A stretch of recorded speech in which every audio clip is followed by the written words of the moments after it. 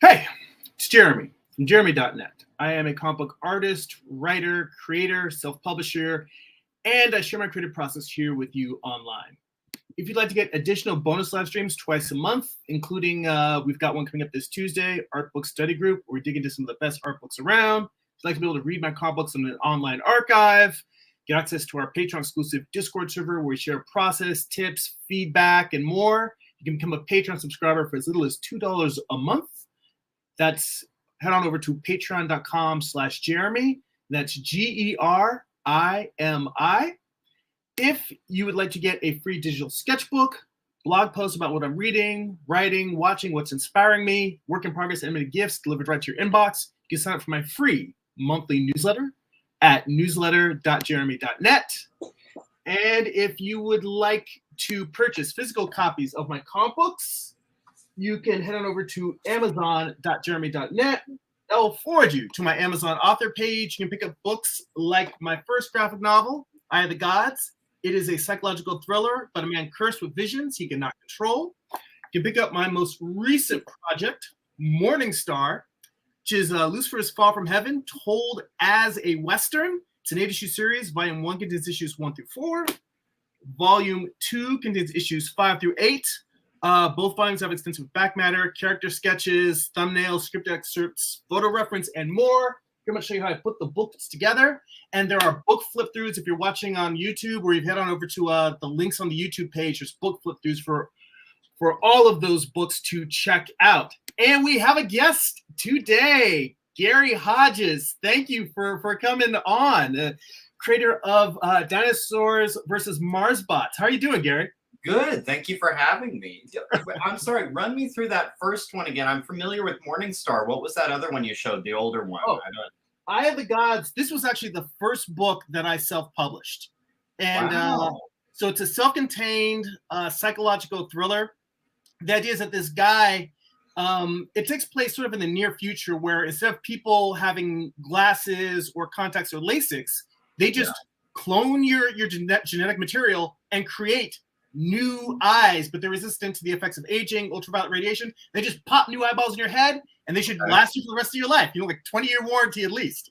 Sign me up. Okay, yeah. But I suspect there's a catch. There's a catch.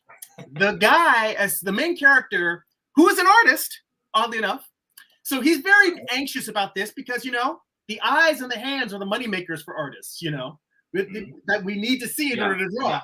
Yeah. So he's very anxious about, even though it's as safe as getting a root canal. That's how common the procedure is. It's not like this brand new experimental thing. People have been doing it for a while. But he's still anxious about it. Goes, gets the procedure, goes off without a hitch, except he starts having these weird visions. He sees a murder happen in what he thinks is just a nightmare. But then he wakes up the next morning to find out that the person who he saw die in his dream died in real life. This people reported in the news as a death by natural causes. So but there's things he sees that tells him, wait a minute, what I saw really happened. So now there's a conspiracy and a cover-up going on, and he slowly gets sucked into that. Now, see, I'm intrigued. Now your pitch worked. Now I got to look this up when we get off. So let's see. Well, you know, I mean, it's got some similarities there in terms of conspiracy stories and the work that you do. So, you know, this is my first time having you on the channel. If you wouldn't mind telling the audience a little bit about Dinosaurs versus MARSBOTS. Sure, absolutely. So Dinosaurs versus MARSBOTS is a sci-fi horror, very character-based indie comic series. It's an anthology series where each installment totally stands on its own. I mean, I think you get more out of it if you read each one. But there's no real preferred order. It doesn't really matter. You can start wherever you want in it. There are 2 out already. Each one is basically named after the year it takes place. So there's DVSM 1975, which was my first one, focuses on men in black going and responding to the scene of a reported alien activity thing, and things go sideways on them. That's the first one. Second one is DVSM 1997. That's about an eyewitness who just happened to be in either the right place in the wrong time or the wrong place at the right time, however you want to think of it, but ended up seeing a lot of top secret, weird sci-fi activity and gets picked up and is being interviewed about what she saw. Right now, I'm currently hard at work at D vs. M 1979. We hop around in the timeline a little bit.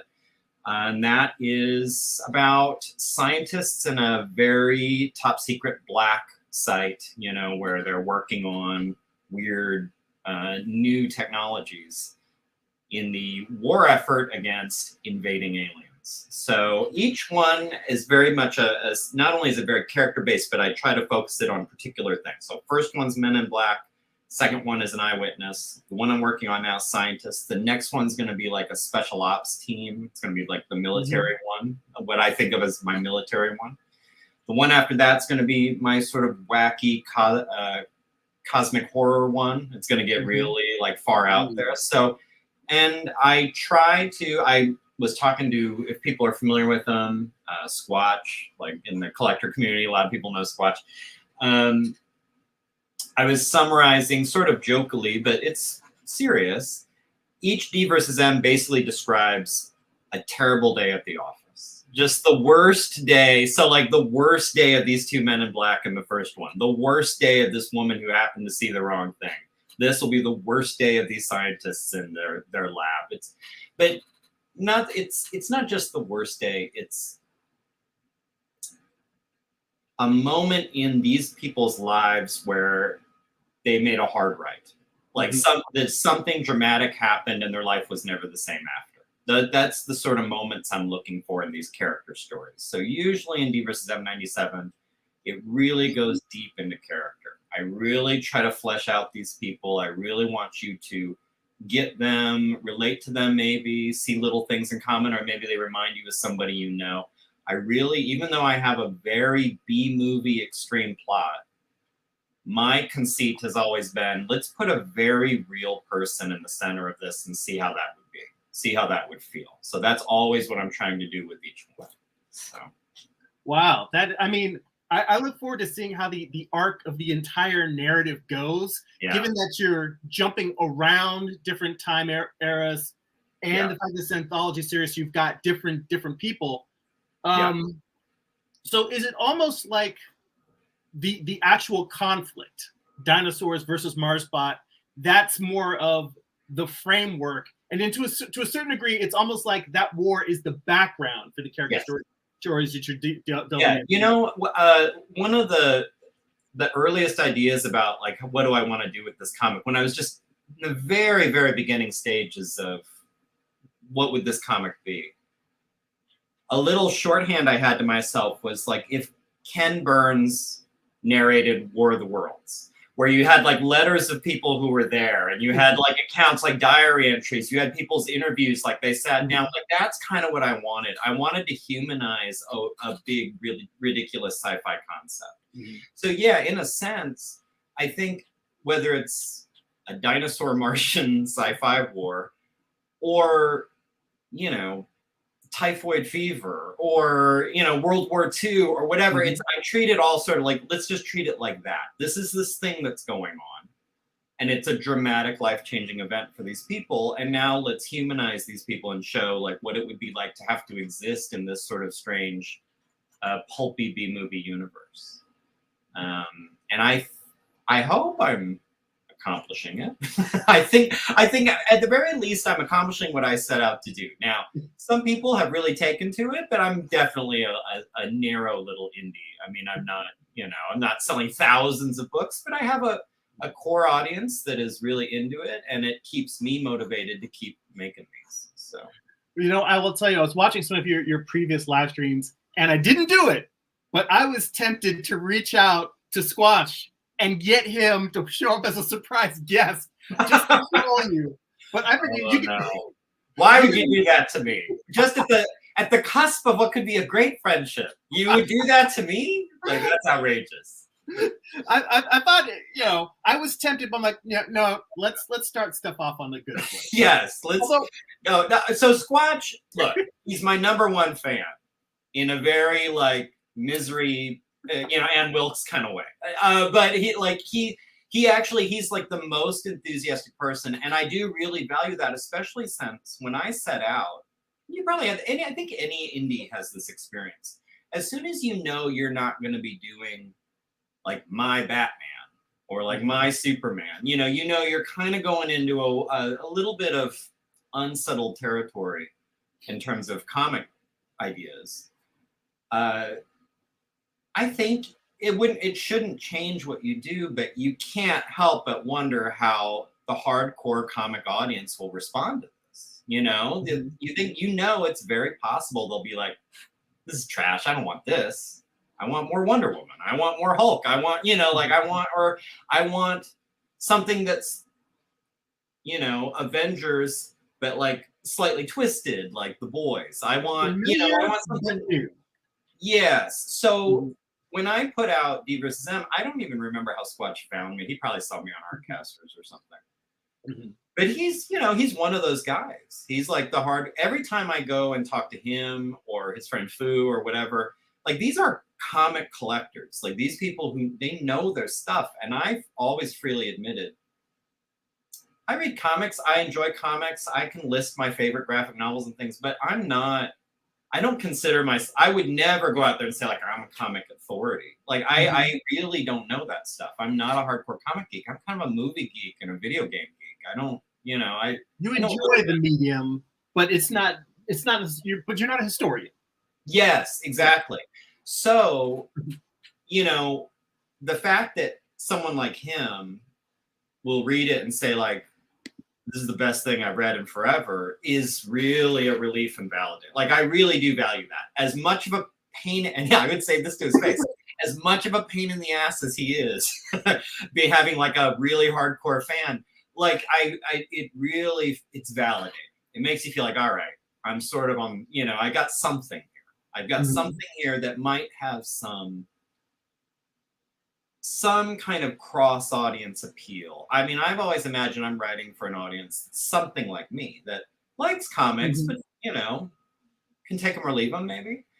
And I think at heart, everyone you shouldn't be writing for someone you don't understand. If you're writing for anyone, it should be sort of someone like you, you know, you're like, I think in the purest form, you should write whatever you think just is satisfying you creatively. And then if you're going to go one step away from that, then maybe it's like, okay, well, someone like me, someone with similar tastes. I think where it gets bad is when you see creators trying to cater to some audience they don't even know or understand. Like that's where you'll be in the woods. Like you don't know where you are. So, you know, I never went in imagining like, oh, this has a lot of broad appeal. Like I knew this is a very specific thing. And if I always, if you go back to my earliest videos, I always said, if I sell like 12 or 15 of these, that's fine. You know, that's enough. You know, and so the fact that it's done better than that, you know, it's anytime and every time I put a new one out, it's only been 2 times now, but it'll be with this third too. You set up your Etsy shop and you think like, maybe no one will come. You know, I don't know. I don't know. We'll see if they're still with me. And so far, knock on wood, the audience has showed up each time. So. Well, you know, I mean, I'm curious because I was looking at by the way, for anyone watching, if you want to check out Gary's work, if you want to check out Dinosaurs versus MARSBOTS, there's links in the description for the video. Both the link to Gary's Instagram, the Etsy shop, and to Gary's YouTube channel, because you are also a prolific YouTuber. I am. How did that happen? I don't know. Well, you know what? I definitely, because I watched, I think one of the most recent home stretch videos you had for the volume you're working on now. I also went back and I watched like your first video where you were explaining to people, you know, just pitching the series. And I feel like it seems that your journey to YouTubing was very similar to mine in that I started doing YouTube videos. I think I'd already published Eye of the Gods, my first book. Okay. And I was on either the first or second issue of Morningstar. And I started realizing, okay, I can put out 1, maybe 2 issues per year. Yes. So is that spooky on the side there? Reaching no, I was turning, I have an air filter running. You probably can't hear it because it's probably nulling it, but I wanted to, it's like that. I have a cat condo. I probably can't drag it into frame, but I have a cat condo right by my desk because our 2 cats, Kachu and Khaleesi, they they insist generally. Like that was one of the things I laughed when you were doing your first video about, like, if they hear you talking, they're like, think yeah. Yeah, they think I'm talking to them. They'll come in and be like, huh? You know, yeah. So no, right now door's closed. We'll see if it starts yelling at the door, but yeah. Please continue. Yes. By the way, I just want to say hi to a few people in the chat. I see Amar is here. I see Johnny has rolled in the chat too. Good to see you guys. We're talking Dinosaurs versus MARSBOT with writer, publisher, artist Gary Hodges, and we're just gonna get into it.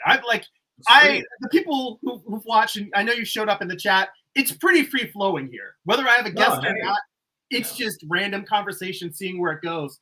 Although I will tell you, you tell me if I'm crazy and I'm making up memories, but I feel like we talked at Phoenix Comic-Con at some point over the past few years. Do you remember maybe walking around? Because did I come up to your booth? That's what I think, because when I was watching some of your videos and I'm looking at you at the camera talking, I'm like, I don't remember the content of the conversation, but I can swear that that you came by my booth and we're hanging out, you were talking, that you were working on a comic book, and I don't remember the details, but I'm sitting there saying, we've talked before in person. What year do you think that might have been? Now that you mention it, I don't know. Now I'm realizing, because I know I talked to you on Artcasters and things, but now I'm thinking, like, I'm trying to picture you at a booth, and I'm like, I do kind of remember you. Like, well, let me see. I skipped the last two before COVID because for a while Phoenix was my best show. So I would say probably around 2015, 2016. Like there was a stretch between around 2014 through 2017 where I was doing it every year. And it was like one of my #1 solid shows. So anytime right around the mid 20-teens, I was there for like 3 or 4 years in a row. So we very likely crossed paths, because even when I wasn't attending selling a book, I was selling prints. And even when I wasn't attending selling prints, I would just show up, and I would always cruise Artist Alley. I think your work would have been something that I would have zeroed in on just to stop and kind of check it out. So like, and it's funny now that you mention it, like, I know I picked up Morningstar once I started seeing you on Artcasters, but I felt like I'd seen it before or knew it, you know, something like that. So that it's very likely. If you were at Phoenix, it's very likely. Well, I mean, I'm one of those people who I need to be introduced to somebody like 3 times before they stick. Same. And if those times are only once every year, then they never get a chance to stick. But I was like, no, you feel familiar, Gary. Yeah. Well, no, and it's I think, especially in a con setting, you're meeting, you know, you might meet a dozen people in a day. So it's a little, but now that you mention it, I'm going to have to think about this. I bet we have. I'm sure we have. Yeah. Well, I mean, just the fact that, knowing that, traveling in the same circles, like I got to know Scott virtually through both of us being fans of Jersey Droz and his work. And then getting to meet each other in person at in Phoenix.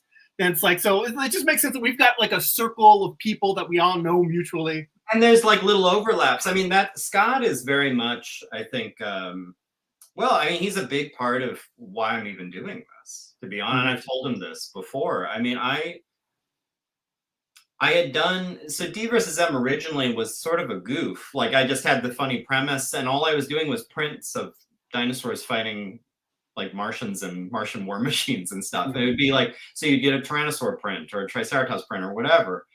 And I had a coloring book that was the prints unflatted, and I'd have like description. And that's where a lot of the lore of D vs. M came from, is I'd write up like information that would accompany each page to color.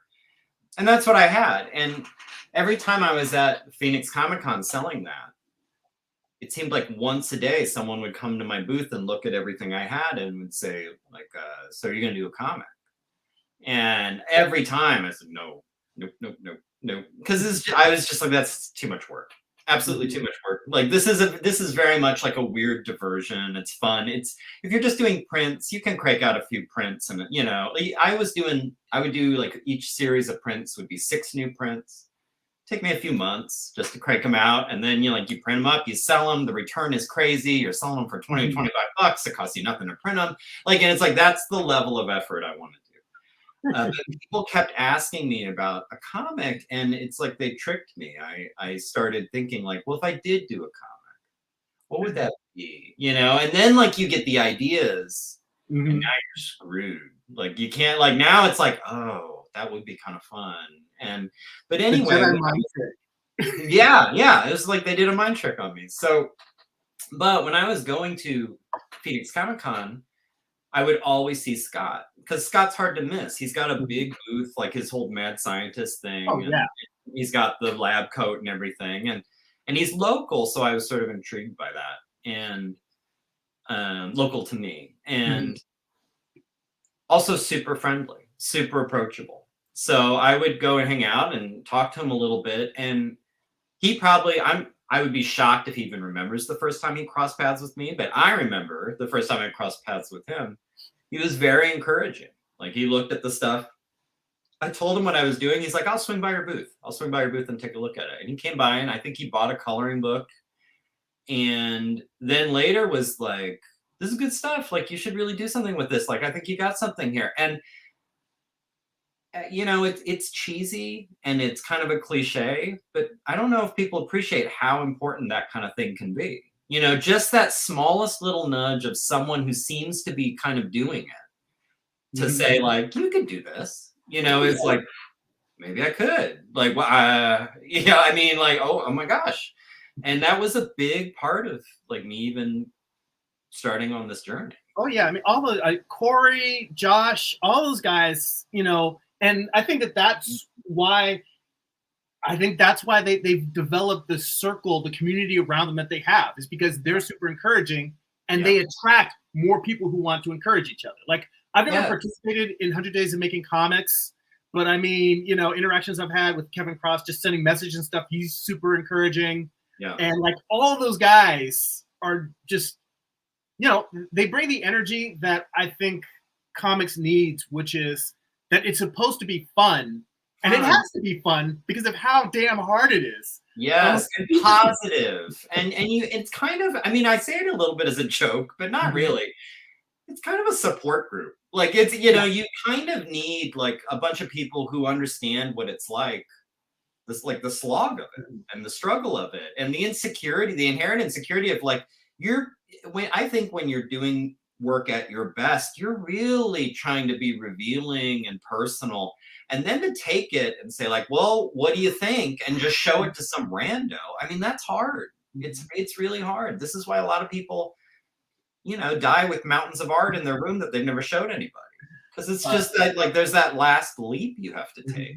I don't know if you ever cross paths with Dan Ekus. He's another one that I think of where, you know, he was like another person I found early on, and I just was overwhelmed by like the warmth and the encouragement and the positivity. Like it makes a big difference. Yeah, I've definitely checked out his work, and he's another one where I may have run into him at a convention, but I don't think I haven't had. This way, I don't think I've had interactions with him since I really looked at his channel and the work that he's put out, and you know his Kickstarter and all of that. But yeah. That's, I mean, for as long as I've been doing the social media thing, I've run into way more of people that are encouraging and positive as opposed to, you know, people that have hot takes and flame wars. Like I head the other way. That's not my bag. That's not what I got into this for. I got into this to write and draw and tell stories. And I'm just like, no matter where someone's coming from, as long as they're making cool stuff, that's all I care about. Yeah. But, you know, to touch on what we were talking about before in terms of why doing the YouTubing thing, for me, I started knowing that I could only put out 1, maybe 2 issues per year. And for me, it just became a way of, and this is something I heard you talking to Squanch about, was the idea of people like saying, well, are there more issues coming? When is the next thing coming out? Did they just disappear? And I figure if people can see week after week, even if I'm only making progress, if I'm only finishing 1 panel that week, at least they saw me draw that 1 panel. They know you're still in the game. Exactly. You know? Right. Yeah. So and that's something because if for anyone who didn't watch the conversation I had with Squatch yesterday, that was feedback. So I did the first 2 books, and generally the way I was doing it, when I did 75, I sat just basically, I barely even told people. People knew I was working on a comic, but they didn't really know much about it. And I sat and bulldozed through and did 75. And then when it was done, I felt like, well, I need to wave my arms around and let people know that I have a comic. And so I did a series of videos on my YouTube. Unlike, like right now I'm doing just live streams, but these were more edited where I would sit down and I broke it down into like coming up with the story and figuring out my page turns and, you know, like walking through the process of making a comic. And, or at least my experience of it. It's not supposed to be instructional, like for example, Scott's, where he's trying to help you, you know, give you advice. Like I'm just saying like, this is like my diary of making a comic. So I would do that, do those videos, release the comic, sell, and then say like, well, I should start on the next one. And then I would just go dark. Like I would just go, you know, I wouldn't do any more videos, and I would sit and I'd be writing a new script and thumbnailing it and doing all the planning and doing all the inking, and I would figure out the cover and everything and go and get it printed, and no one would hear from me until it's like, hey, another comic is coming, you know, and it's like a month away from the new one. And it worked for me because I'm very, I think especially compared to a lot of the other creatives I meet, very single-minded, where it's easiest for me, it's more natural for me to get into a mode where like I'm in writing mode and I'm not doing anything else, I'm just writing. Now I'm in thumbnailing mode, now I'm in inking mode, whatever, you know, and I can't, so the idea of like, and do videos, that's not natural to me. But everyone, and including Scott, people were saying like, it'd be nice if you were still around, like you disappear while you're working. And I didn't like that idea of what we were talking about, that someone might think like, well, maybe he gave it up. You know, maybe that was it, which you see all the time with indies. You see all the time people like, they do it for a little while and they're like, all right, I scratched the itch, or it's too much work, or I had a baby, or, you know, like there's something where they like just life changes and then they're just not making anything anymore. So, and not that there's nothing wrong with people deciding they want to do something else, but I was afraid like, well, I have more books coming. I don't want people to be like, oh yeah, DVSM, that was that thing that's over now. And then they grab it, they wander away. It's like, no, I'm still here. I'm still here. So this was my compromise, was the live streaming, because it's low effort. It's once a week. It's a few hours.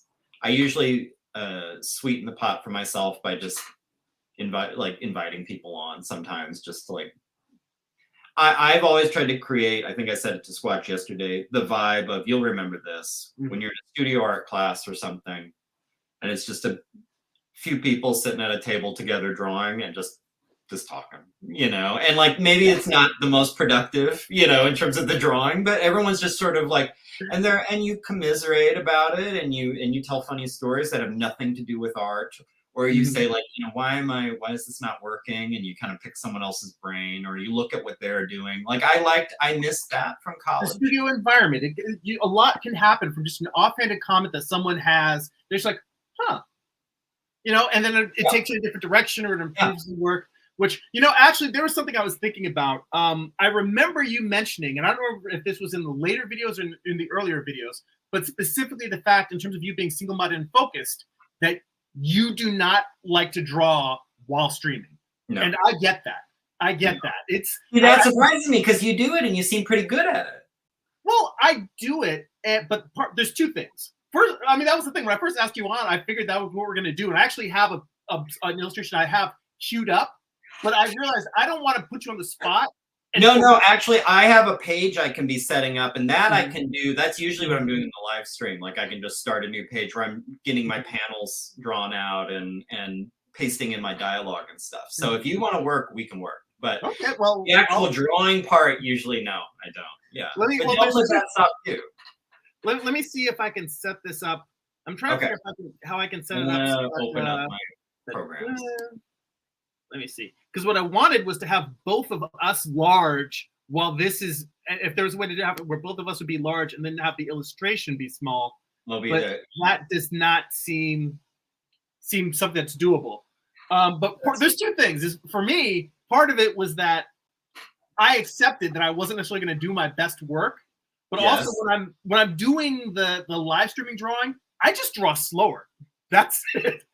And I frequently, it's not like I'm drawing the entire time. I'll draw a little bit, then talk a little bit. Draw a little bit, talk a little bit. But the thing that made me think, the reason why,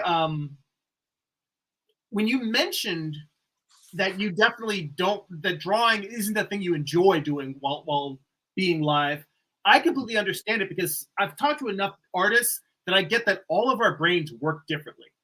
And there's just some tasks that are comfortable, some that are uncomfortable. Some people are fine drawing online, but don't want to be on screen. And it's more about having the camera on them. Just everybody's process is different. Some people can't do anything public and just share, like you said, you were originally posting completed, edited videos and weren't even live streaming. Right. The way that my whole live streaming journey started was that originally I was just, I want to make sure I'm on the right layer before I start drawing it. Yeah, I'm doing the same. I'm like, okay, what am I doing here? Yeah, go ahead. But originally I would just record my drawing process and post time lapse. So I wasn't even doing live streaming. It was just, and that worked out really, really well, because what I would do is I would put my phone above my drawing table, and I wouldn't use the Apple time lapse, because the Apple time lapse eats up way too much phone storage space. Yeah. But I would use an app I found that recorded time lapses, and it would just really, it just saved a bunch of photos and would process out a video thing. So I could record myself drawing for an hour and then just export out like a, you can change the timings of how quickly it does the time lapse. So I could have it be like a 10-minute video, a 5-minute video, something that's significantly short, but usually be somewhere between 5 and 10 minutes of me working. And the point being is that then I would just post those videos and talk afterwards, just chat. Yeah. And yeah, I just to quickly interject, I have a similar piece of video that I need to cut together before I release it, but I wanted to show people how I use SketchUp for backgrounds as a reference. Because I tend to, if I have a complicated, to use movie or theater language, set in one of my comics, I will usually build it in SketchUp, so it's easier for me to visualize, well, what would it look like from this angle? What would it look like from this angle? And, so I can just move the model around and get a real quick sense. It also helps with perspective. So I've talked about that before, and I've never really shown people how I do that. So I did a couple examples of panels, like how I'm using my SketchUp model as a reference in my drawing, and I screen recorded during it. But now I was going to do what you're talking about, was speed it up and then talk over it to explain what I'm doing step by step. But I see one of my viewers in the chat, one of our regular standbys, Amar, Art with Amar B, he mentions, he says, I can talk and draw on live stream as well. But he says, I'm used to doing multiple things at the same time, but I will only be I would be more productive doing one thing at a time. See, and that's kind of, not to derail you too much, because I know you had a train of thought going, but that's something I mentioned yesterday. That's part of it. Is I know, even if I am 99% focused on my drawing and 1% focused on the fact that I'm being recorded or I'm being watched drawing or whatever, or this is performative in a way, even that 1% sort of isn't distasteful for me. And that gets to a thing I didn't mention to Squatch. And it's a little hard to articulate. And I know a lot of artists, they're fine with this, but I'm very protective of it's not the process I'm protected of. Like, I'll answer any questions about how I'm making things. I'll talk about the programs I'm using, whatever. I'm very protective about, and to get a little woo, my headspace when I'm working. That's just the word I was going to use. Yes. I need it to be a pure positive experience. I need it to just be about, I'm making a thing, and it's about me. It's about this thing I'm making. And it's about making that as clean as it can be. And like not the work, my process, like my mentality, my approach to it. I need to be, yes. And I'm a little militant about making sure, like, are conditions right? Is my head right? And that really is a big part of why I don't love the streaming while working thing. Because unless it's a very easy thing to do, like what I'm going to be doing now, setting up a page, like doing some basic laying stuff out and looking at my thumbnails and stuff, I can do that. But once I really get into the weeds of like, all right, this is going to be final links here, I go very small. No, But I hey, get it. I'm sorry, I've interrupted again. Well, no. You're not interrupting. You're the guest. We're here to talk to you about you. And I'm very interested in this because for me, I am very internal as well, to the point where I have to make it a point to reconnect with my wife, because I can spend a lot.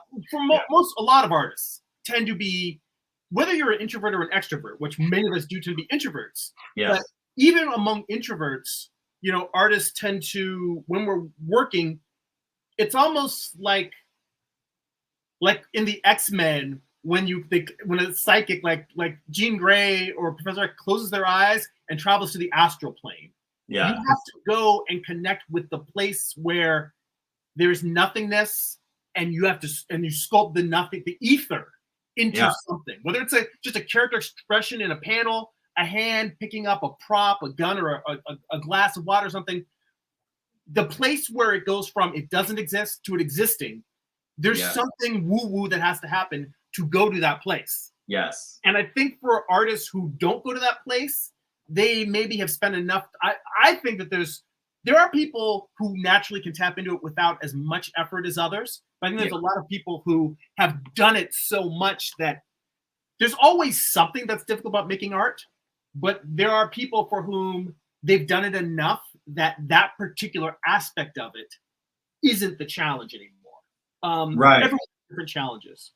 I've met these artists. I think there are some where they almost, to me, come off like, and this isn't a tier system. I think it's, in a lot of ways I admire this, but they come off like tradespeople. Like, they approach a drawing the way a plumber approaches a toilet. Like, they just, like, they know how to, like, they sit down and they get it done, and there's nothing, like, mystical or weird, or, like, they know how to do the thing. And, but that's, unfortunately, not me. Like, there's a headspace thing I need to achieve. And I think, and this is something I think a lot of artists can relate to. I know all the way back to when I was a teenager, I was very wary of making something I was passionate about a trade. Like getting paid for it, having expectations attached to it, having deadlines. Like, I was worried that would ruin a thing I loved, and as like a small example, years and years ago, I used to review video games for Village Voice Media.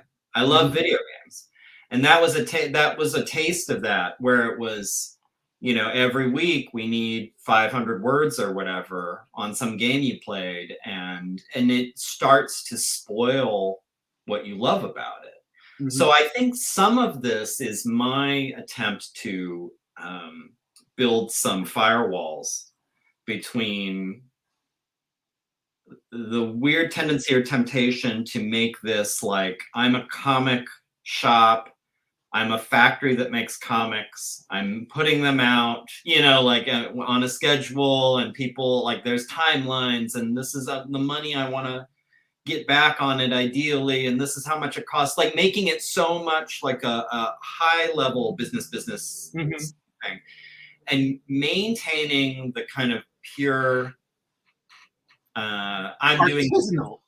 Yes, and I'm doing this for me. Like, and that was something I've always tried to hang on to. People, I don't know if they believe me, but when I did the first one, D vs. M 1975, up to finishing it, I had considered not even releasing it. It was all about, and it's not that I thought like, oh, it's not good. It was, I wanted to set out and follow through on this big project that took me about a year and do it the best I could. And I did. And I feel good about that. The end, and like there was really that possibility. Yeah, like, there we go. I did it. And I feel good about that. And that's enough. And it wasn't like a serious thing. I was like, do I even want to release it? But there was a moment of like, do I really even need to release use this. Like I was doing this for me.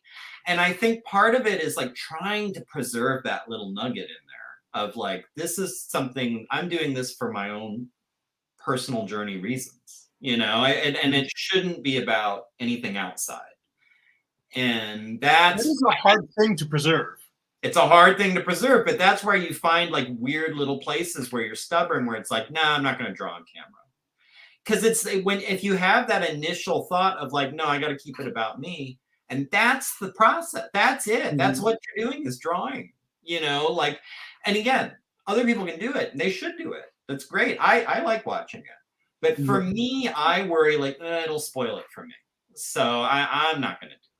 But, yeah. Well, I mean, I'm glad I was going to say, sorry for cutting you off. Go ahead. I'm glad that you mentioned that it's not just the live streaming drawing, but it's also recording as well that throws you off. Because I was going to suggest like recording it and then just letting the recording play on the split screen while you're doing your weekly live streams. That way you don't have to worry about making it. But I get that just the fact of any type, it's like quantum physics. When you observe the spin of an atom, of a part of an electron, it changes the spin.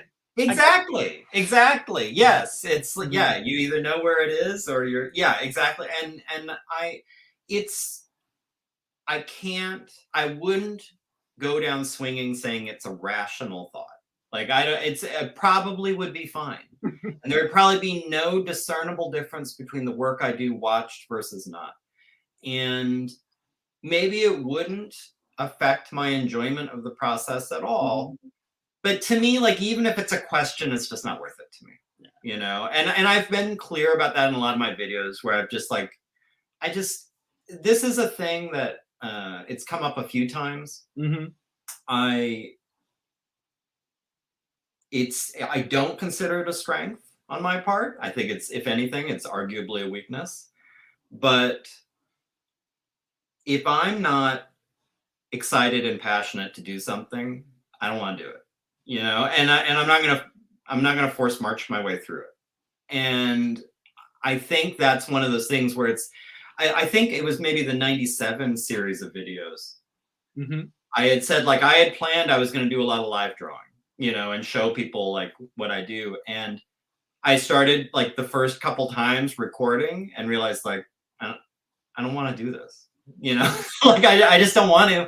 And unfortunately, like when you're, especially if you're like you'll appreciate this, when you're a one-stop shop, when you're doing all of it, when you're the CEO all the way down to the guy in the mailroom and doing everything in between, like you can make a command decision like that. You can just say like, I just don't want to. And it's like, all right, well then we won't, you know, and it's kind of that easy. And so that's kind of where I find myself. But yeah. And I mean, that's one of those things where I get that, because let me this way. If it was simply a matter of doing it as a business and doing whatever it takes to make the comic profitable, it's like there's much better ways to make money. Yes. And I know that you have your job doing legal diagrams and legal graphics and artwork. I, in the same way, I was lucky enough that I got a job. I work in the toy industry. And it's a creative job, but it's very different than making comics. And it's definitely much more of contributing to a team than it is something that I feel like I'm building on my own. Yes. But it's almost like I found a day job that isn't soul crushing and that I genuinely enjoy going to. Yeah. So that when I do my personal work, I do some of those things to market and promote it. But in the end, it allows me to also, like you, it's sort of like I'm a little bit more on the capitalist side than you, a little bit more in that direction, but I still set it up so that I can kind of do what I want, accepting the fact that I might not necessarily be making the best decisions for the business of making comics per se, because I want to enjoy what I'm doing. Yeah, I'm a terrible businessman when it comes to D versus M.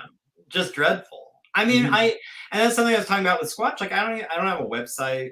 I'm selling the comics through Etsy because it's easy. Like, I really, it all becomes sort of and I don't do a ton of promotion.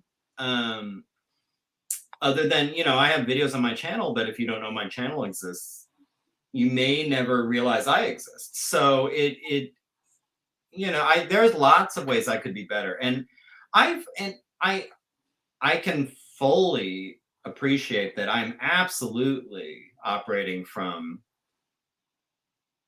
a position of privilege in that I have a day job that pays my rent. And I don't have to burden my indie comic life with,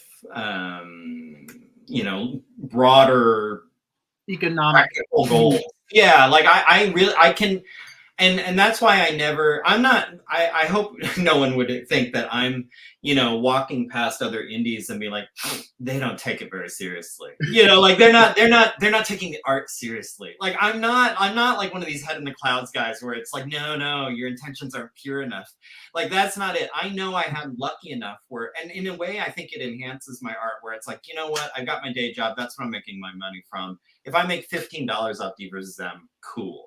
Like it's fine. Like I can just make this all about whatever I want it to be. And that's the appeal, I think, of being in indie is being unburdened by, like, if we were writing it or drawing at Marvel or DC right now, like an encyclopedia size things of like what we would like accomplished, and like one of the beauties of indie is like, I don't have to, the only thing I have to do is what I think is right for my project. That's the only thing I have to do. Like, I don't have to worry about anything else. I don't have to worry about an audience. I don't have to worry about an exec. I don't have to worry about legs or how this fits in with somebody else's book. I don't have to do any, like, I can just do my story untethered. And like I said, I'm fortunate in that I used to think, oh, the dream is to be able to get paid to do what you love. And that still is really the dream. But a not bad dream is to have some gig that takes care of the bills and have enough time after that to do your dream, however you see fit. And like I'm pretty content with that version. I'm pretty happy with. I think I'd be scared to death if I lost my day job and I had to somehow make the indie comic thing my career. I think I'd be terrified because I've never burdened it that way. I've never load tested it that way. I think I would probably find something like, for instance, as it is, I've already been looking at trying to go back to the original thing of just doing prints before you had the story. I've been looking at doing more prints and t-shirts and things that are standalone and trying to build up a market of that. And my thought was, if I had to make a living, I probably would not try to make it from comic books because of how long it takes me to finish issue. I would move more into just illustration, prints, t-shirts, and try to build that up as much as possible because I'm not fast enough. But it's funny also when I was looking at your issues, each issue is what, 64 pages? They're pretty long. The first one is about, I think it's 40 pages of story. The second one is 39. Or I'm sorry, 59. And D versus M 79, the one I'm working on now, people will see when they read it why it's a little hard to say the page number because it would be a little misleading, but it's in the low 50s. So no, they're, especially as a like them being an anthology series, being that each book is a standalone book, to give people a complete story to feel like they got a whole experience. I don't want to worry about like, oh, it needs to be 20 or 25 pages or whatever a normal comic length is. It's like and look, I dread it when I write a script and I do the math and I figure out my layouts and get my page number. My heart sinks every time because it's a lot. It's a lot of drawing. I don't love it, but I'm very beholden. I trust writer Gary's instincts where it's like, this is the story. So like, the story's going to be as long as it is, whatever it is, this is, I think, the best story. And then it's like, all right, well then I'm going to draw it. If it ends up being 40 or 60 or 50 pages, I mean, I guess that's what it is. But it's also why, like you've alluded with yours, it takes a while. It's about, like I get a book out about every other year. It's really more about every 18 months. You know, I usually spend, when I finish each one, I usually take about a month or two just off, you know, and just sort of decompress, actually catch up on life, you know, just whatever I was like not doing because I was busy. Do a little bit of promoting, might cut some videos together, that kind of thing. Then there is a point, usually about 6 or 8 weeks after I've lit off the gas, where I start to feel antsy and I want a project. I want to be working on something. I'll start writing the new script. And then, yeah, so from writing page 1 of the script to submitting the thing to printing, it's usually about 18 months, all told. So it's a good life cycle. I've been trying to get better about tracking my creative life cycle and how long it takes me to do per page, per issue. Like, I just have the general ballparks, but I've been meaning to track every single process. Yeah. And I haven't been. Well, one thing that's funny you say that. I was just telling somebody the other day. I think I was talking to Scott Lost, who's a friend. If you guys are unfamiliar with the Making Comics podcast, I feel like anyone in our circle would probably be into it. It's Scott Lost and Keith Foster, a couple indie comic guys. They're a lot of fun. They have a new podcast every week. They're great. But anyway, I was talking to Scott about it, and people ask me all the time, how many hours does it take you to do a page? Because I do page a week. And that's the only real metric I track. I try to be starting a new page every weekend. And he was like, well, how many hours? And people ask me that all the time. How many hours does it really take you? I have no idea. I don't know. I don't track it at all. I just, whenever I'm, generally speaking, I go to my day job, I come home, and I boot up, you know, the computer and just start screwing around with the comic page. And I just try to make it so I'm done by Saturday morning. It's a little bit of probably the reason like the hour thing, I wouldn't be able to figure it out anyway.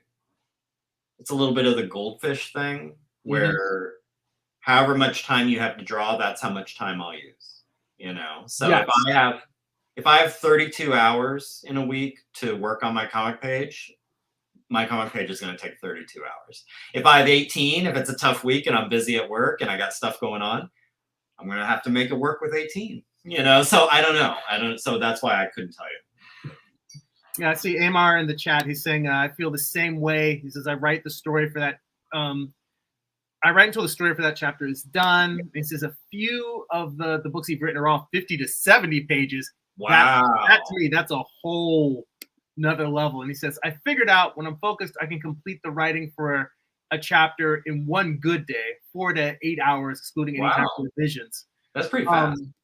That's very fast. I mean, for me, honestly, I completely changed my writing process because I've kind of screwed myself in that it's been over a year since I finished Morningstar.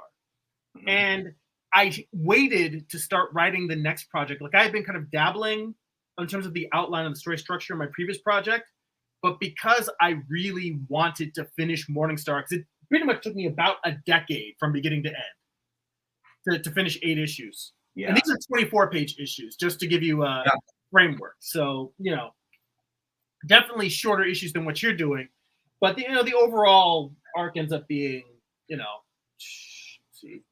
probably, I guess, somewhere in the 200 to 220 page range for the entire, in terms of actual story content, because the last 2 issues are both have extra pages because I just couldn't fit it all in, but there wasn't enough to warrant adding another issue at the end. Point being is that I knew while I was finishing the last issue that I should be at least getting a good head start on the next series. But like you, when I want to get something done, I have to super focus. So I didn't start the writing. And then once I finished, I needed time to decompress. I wanted to do some standalone art pieces. I signed up for some classes on schoolism because I wanted to just, you know, I think most creatives are never happy with their work. Yes. And always want to level up. And I thought taking some classes just on the side would also help, like, why not take a little break? Finishing a long-term project is a good point to take a break and do, like you said, playing some games, watching some TV, reading, living life, doing all the things. Go on a trip, like, yeah. Which also feeds, that's the furnace.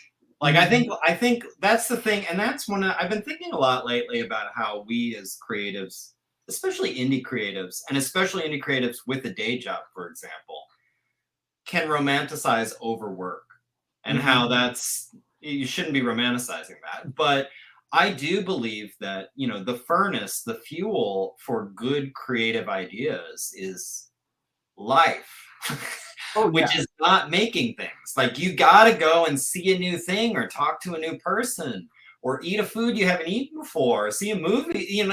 That's what's gonna that's all the fuel that's gonna come out as a new idea. So and that's why I think it's critical, especially if you've been on the hamster wheel for months with some project.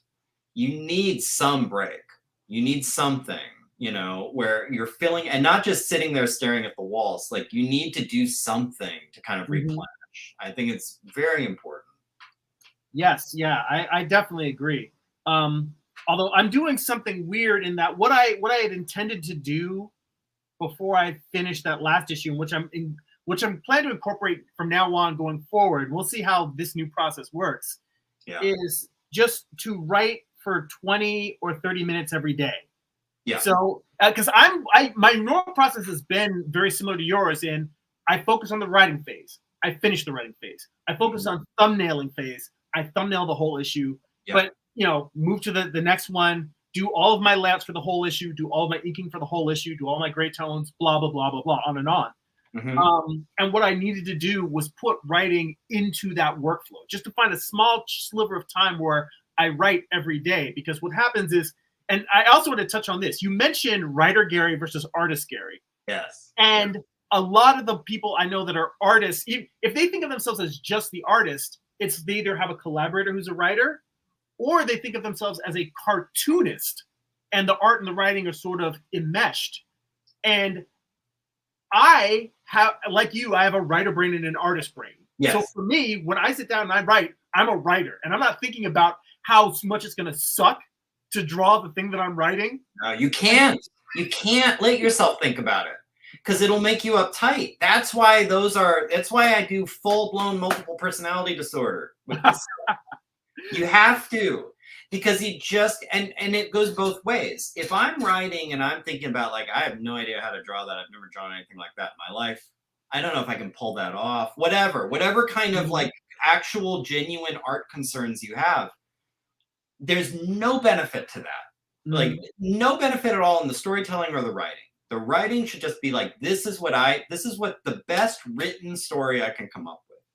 And then on the flip side of it, when you're drawing and you're reading the script and you're like, it'd be easier for me if I change these, like, I'm going to change this a little bit. I'm going to make my life a little bit easier. I don't know how to draw this. No, I treat writer Gary as the boss. He commissioned me to draw his book.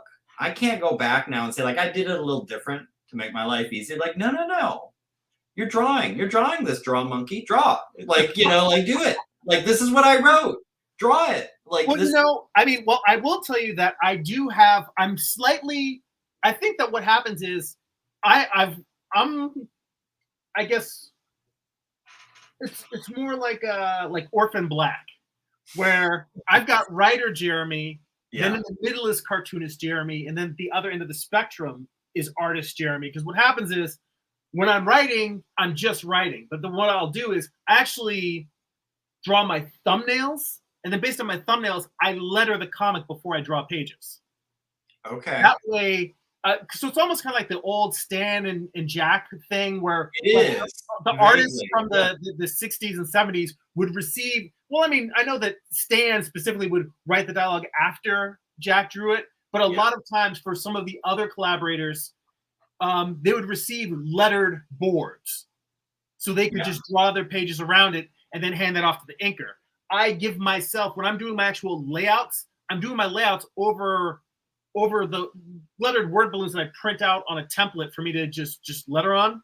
To draw the layouts on. But what I'll do is I leave that because I'm also the letterer. I leave that kind of flexible. So as I'm doing my layouts, sometimes I'll look at that and say, huh, based on how this is actually flowing on the page, sometimes I will change the dialogue. I'm like, I'm going to move this word balloon here. I'm going to break this balloon into 2. So I'll know that I'm going to come back and I'm going to revise the lettering. Yeah. Sometimes I will change what was in my thumbnails to match how I've lettered it. Sometimes I'll change the writing because I look at each time where I have to go back and touch the lettering. I look at that as another rewrite pass where I come in and I'll refine the dialogue. I don't try to write great dialogue when I'm doing my outline. I don't try to do it great when I'm writing my actual. I don't really have a script phase, but I kind of like save whatever dialogue I have as I'm outlining and then put that into the word balloons. And the word balloons, the lettering phase is really where I force myself. I've got to put words in the characters' mouths, but I'll do the balloon placement without the tails because I know that I'm gonna have to move those around anyway. Right. Yeah. So, but the point is that I leave that as a rewrite pass. Then I do my layouts, and in the layouts, I know I'll come back and do another pass again and adjust those. Then I go to my inks. So I kind of skip tight actual penciling. It's more like rough layout. You know, that's a very good point. I do also, when I'm actually laying dialogue in, like on my page, that is usually technically would be where my last revision might come in of the script. Because, and anyone who's made a comic will appreciate this, especially when you're placing like a dialogue bubble or balloon.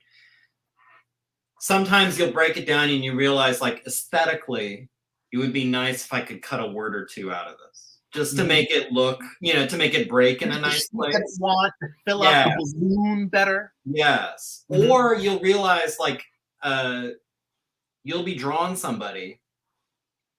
You had an idea in your head of, you had a line that they're going to be saying. You draw them. You realize that your line doesn't perfectly match their expression or their posture or their energy or whatever you did.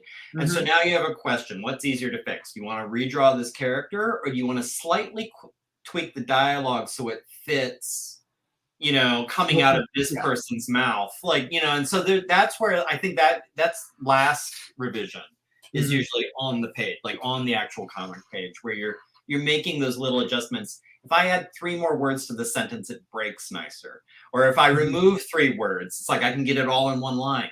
Or, there's a lot being drawn here. I need to get this tighter because it's covering too much of the panel, whatever it is. You'll make little aesthetic adjustments to your dialogue.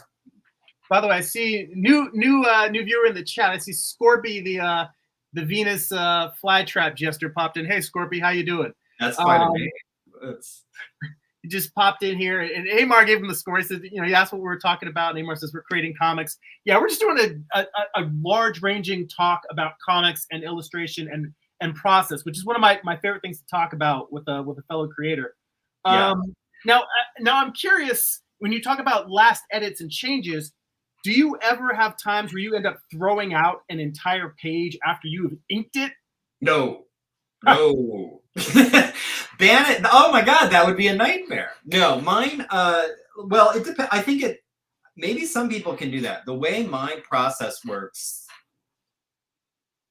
that would be a pretty dramatic event because I usually, so I write my script.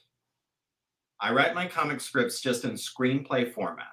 So you could pick it up and it would read like a movie script. Then I translate that to thumbnails. So I'm going through with my script. I usually go and sit at the library. It's part of my just tradition. There's like study rooms at the library. I go and sit down. I have my script next to me.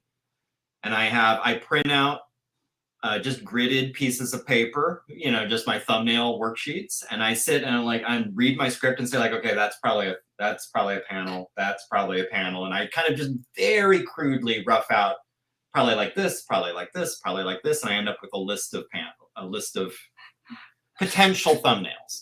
I might go through that process a couple times, like just to get it, clean, but like that's basically that stage. Once I've settled on my panels, I know these are my script has now been translated to panels. This is like, these are the panels, the puzzle pieces that will be my comic. Now, how many of these are going to be on each page? So you're sorting out like, well, I think this is a full page panel, so that's one page. I think this one, I want this, and I think a lot about page turns.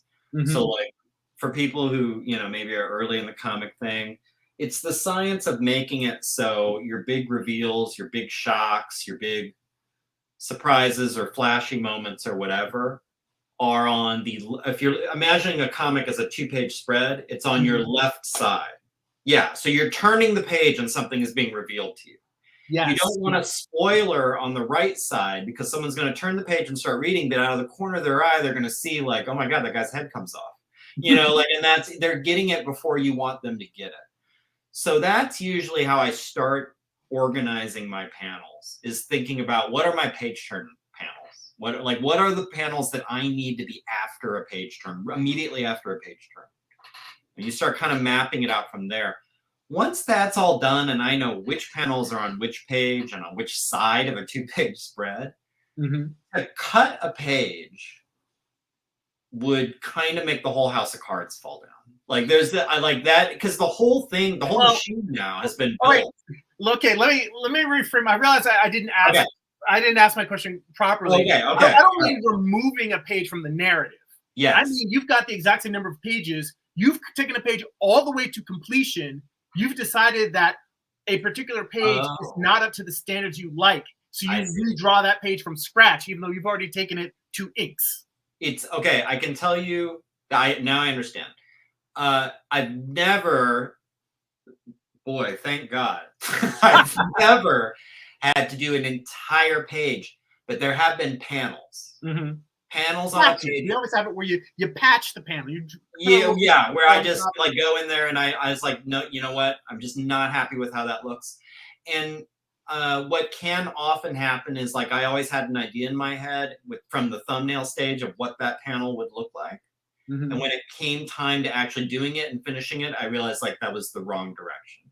Like there's a better solution here. I tend to, you're probably the same way. I think all creatives are basically the same way. I tend to approach creative problems as imagining there are many possible solutions out there. And you're waiting for the one that the first few that come to mind are usually just, they're fine. You know, they'll do. But you're kind of waiting for that one. You want to get like 2 or 3 or 4 ideas deep before it's like, that's the one. That's the one that's a little like, I haven't seen that before.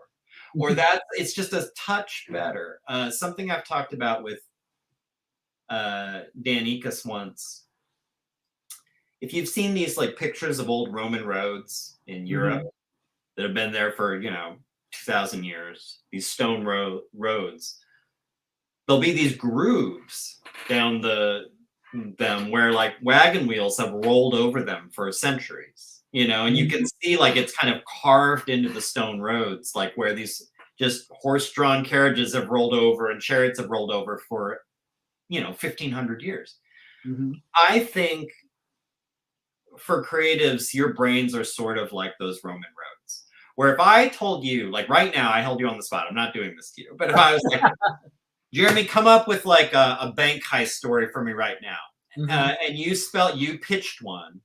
I bet there'd be a lot of cliches and kind of tropey bank heist ideas in there. And those are the Roman road grooves. Those are the because you've heard bank heist stories. We've all heard a bank heist story. You've all heard the things you kind of like, and that's your default. You kind of will fall into that. You gotta shake out all the cliches. That's those first couple of ideas. Get those out in your draft. Yeah. So it's like, tell me a fantasy story. All right, there's a wizard and you're going to get all the stuff that we've all seen before out. And then on your third or fourth pass, it's like, how many times have we seen this? Plenty of times. Like, what's a better, like a slightly different approach, a slightly better, rather than a bank. What if it's a blank? Rather than a guy who's trying to steal money because his daughter's sick. What if it's let's get out of the tropes. Let's get out of the Roman road grooves. or finding ways to subvert the tropes. So you're just like, you Yeah. thought it was this thing because you know the tropes are like, oh, it turns out it's something else. Right. Which is also tricky because you have to do that turn before they get bored because it's tropey. Where they're thinking like, oh, I know what this is. Yeah. And that, I think that's the value of revisions. And that's something, to come back to what you asked, I will see with sometimes a panel. I'll fully do a panel and realize like this was the most obvious way to draw this. Yeah. And maybe there's a better way. You know, maybe there's something else. And that's when I'll go in and just like, you know what, new idea, you know, and go in and fix it. I zoomed out just because I saw Scorpy in the chat asked, he says, is that a cat version of Medusa? So I zoomed out so you could see it's actually a horse Medusa, which, you know, I was talking. So the mane is snakes? Is that exactly snakes? Cool. I'm actually going to put the text underneath. It's going to be snakes on a mane. Nice. Which nice. I've got the chat to thank for that. That's one of the benefits. I've actually had like whole pieces that were generated because the chat commented on it, and I'm like, how about this? How about that? How about a different take? And it wasn't something where I'm like, I don't want to change the piece I'm working on, but I'm willing to do a whole brand new piece simply based on the variant that they brought up. Yeah. But yeah, I mean, back to the idea of like taking out, like changing panels and doing patches. I definitely have, at least in any given 24-page comic, there's always at least 5 pages where I will replace one or more panels.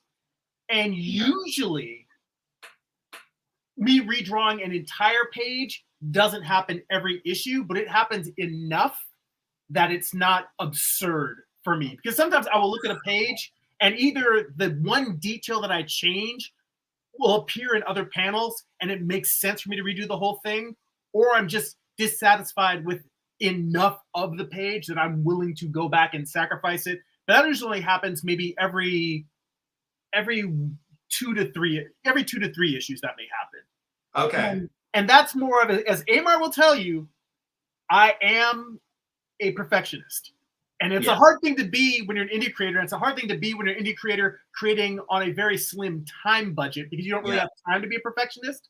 Yeah. But this is the way I look at it. If I look at a page and I just ask myself, can I live with it?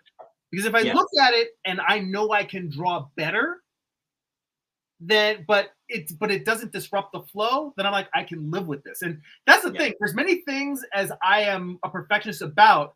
You know as well as I do that you can look at every single page, and I can say on every single panel of every page of my comic, I can point out things that I don't like that I let go. Of course. So I mean, this is a little bit of a hot take. I don't mean this actually use like broadly. That's fine. Do it. But I will say the only artists I know who think their work is great and perfect are people who are not particularly good. Like, and they should be finding fault in their work. You know, I think everyone, I think that's part of it is, well, I think that's also how you get better. I think good artists get better and better and better the longer they're at it because they're able to self-evaluate, because they're able to look at their work and say like, I don't love how that turned out. But no, I'm with you. It's the metric. The only thing that keeps me from getting lost in perfection is, first of all, I really do hold myself page a week. Like that is the ultimate rule. That is the only rule I'm absolutely militant about, is like, I need to be starting a new page about once a week. And if I didn't have that, if I was like, I'm going to work every page until I'm happy with it and nurse it until I think it's perfect, I would never get a book out. Like you have to get to a point where you're like, that works. That works. I gave it a good effort. It's looking good. It'll do. It will do. And I think it's got like a fruit like cycle where it gets ripe and then it goes away. And I'm curious if it's the same for you. I find when I'm in the thick of it working a page, it's very hard for me to be happy with it. But if I finish it and set it aside and look at it 3 or 4 weeks later, I'm happier with it than I thought. Like I look at it and it's like, that's not too bad. That works. But this is the fruit cycle of it where it will spoil. 2 or 3 years later, when ideally you've gotten better, that's when you look back and you're like, oy, Like that's a little tough. You know, like I wish I could go back and redo that now. But at the time it was fine. At the time it was fine. Well, you know what? It's funny you say that, because that is exactly my litmus test for whether I will or won't change something. I have one wall of my studio, which it's cluttered now because I'm in between comics, but I used to keep an entire wall of a room blank with binder clips mounted all on the wall. And what I would do is I would just put up each page of the comic as I went, so I could look at the entire comic on the wall. That's a neat idea. Oh, now I want to do that I'm looking at my walls. It's like the problem is there's not enough room for my. Not enough room, but like I've got this binder, like I pop finished pages into, and you know, if you're trying to be consistent, often you're referring back. It's like, how did I draw this again? Like, how did this? Oh, it's that same hat. How did I draw it on page 18? You know, and you're like looking around. It would be nice to have like this whole thing spread out where I could just see it at once. Yeah, well, I mean, I got it from my buddy Carl Altstetter. He was a former image creator. He's done a lot of indie books on his own. He's done he worked on Bloodstrike for a while, but he has a book called Deity and another one called Q Unit. That's like a 90s era darling that only ran for a couple of issues from Harris. But you know, he's done a lot of great stuff, and he's been sort of like my comics big brother in terms of encouraging me to do stuff. He's like, you know, I'm not saying you got to do it this way. Like, he's the one who got me to start flipping pages. So I always tell people, every time I mention flipping pages, you got to take a drink. That's our drinking game. But but my point about putting them on the wall is that I put them up, and no matter how unhappy I am with them, I leave them alone. Yes. And I keep working until I get to the end of the issue.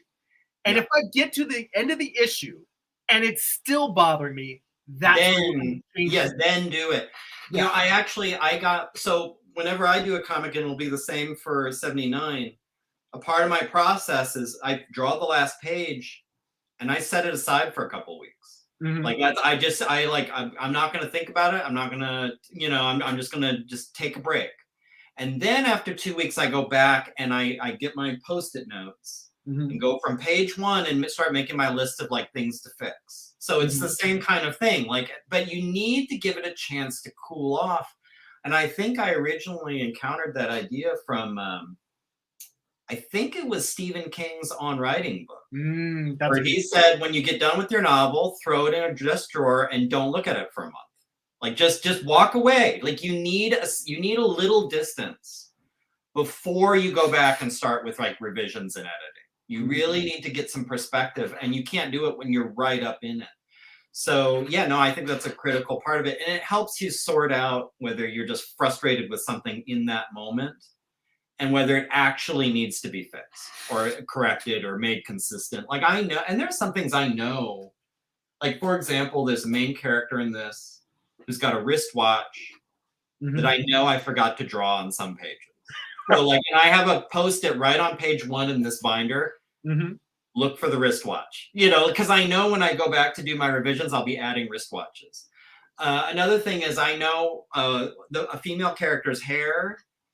I don't know if it's always exactly the same length. Like sometimes I feel like it's a little longer than I really want it to be or whatever. So I'll be looking for that. I might be like pulling up her hair in scenes or pulling it down or whatever, just to kind of, so there's that kind of stuff. But then that will also be my opportunity of like, that shading on that face is crap. Like I can do that better. You know, I'm not gonna be happy with that. So, and you go back and do little tweaks, or that line weight's too heavy, or it's usually ideally, because I do try to really get the pages finished each week. Ideally, it's fine-tuning stuff that I'm doing. It's again, it's like a line weight tweak, or like, I don't like the dialogue placement, or you know, like it's last stage stuff. I've never, again, knock on wood, I've never in my edit phase, or like my final pass phase before submitting to print, redrawn something. All the drawing process is happening week to week. Like if I mean, and I guess it could happen and I would just do it, but I would really be annoyed if I'm like looking, I finished it, I'm reading it, and I'm like, that panel is just no good, and I need to redraw that panel. That would be Mhm. hard. I would do it, but that would be hard. Yeah, well, I mean, that's one of the places where I think that's where I get militant is the idea that if I'm never, that's the thing, I'm never trying to make something perfect, but what I am trying to do is make it the best that I'm capable of. That's all you can do. Yeah. But here's the thing, a lot of and this may go back to the whole drawing while being observed, is that it does, like even with this, I know there's things that I've done with these snakes that I'm drawing that I'm going to go back and tweak afterwards, because to a certain degree, just by virtue of the fact that I'm having a conversation, that there's little details that I'm going to come back and say, oh wait, this curve is just slightly off. This fang, the shadow should wrap around this way instead of that way. Right. And I accept that limitation. But when I get to the end with a page, if I look at it and I say, all right, it's not that the page has to be perfect, but if I look at it and I just know that thing that I drew, I'm capable of drawing better. And not like at my very best day, if all cylinders are firing, I was able to capture that perfect thing. It's just in terms of basic draftsmanship skills, if I look at something, I'm like, all right, I was just lazy on that panel, or I didn't bother to get reference on that panel. Yeah. Those are the types of, and honestly, reference plays a lot more into my corrective process than anything else. And I noticed you shoot reference beforehand. Yes. I did on my. I'm going to be doing it today when we done. I have a friend coming over. He's going to stand in for some alien drawings. So I love working with live reference. But I did that with I think issue 2. I had a friend come and pose for like all of the, like I had props, so you can pose for creatures, various cowboys, different, it's a supernatural western. So I had him just pose for all, like I just showed him my thumbnail, said I'm gonna have you pose for this. Yeah. And I found is that honestly, what works better, having now done multiple issues, is using reference for anything that I have trouble with. So I start trying to draw out of my head, and my first, if I have one thing on my channel that does lean towards educational, it's the learning how to self-critique your own work, because that's the thing that I've felt has helped me the most. Because most artists just say, oh, I suck, I'm not good enough, and they beat up on themselves. Right. And being self-critical isn't a bad thing if it's productive. Beating on yourself and just crapping on yourself, that doesn't help anybody. But if you can look at it and say, all right, how can I make this better? Right. And references played a big part in that. Flipping pages has played a big part in that. Like I even did a live stream most recently where I had like my top 5 tips for self-diagnosing your work. Yeah. And that's the kind of stuff where if I look at it and I haven't done the work to diagnose a piece and to make it better, then I'm like, all right, I was just lazy. Yeah. Let me do those things and see how the piece comes out then.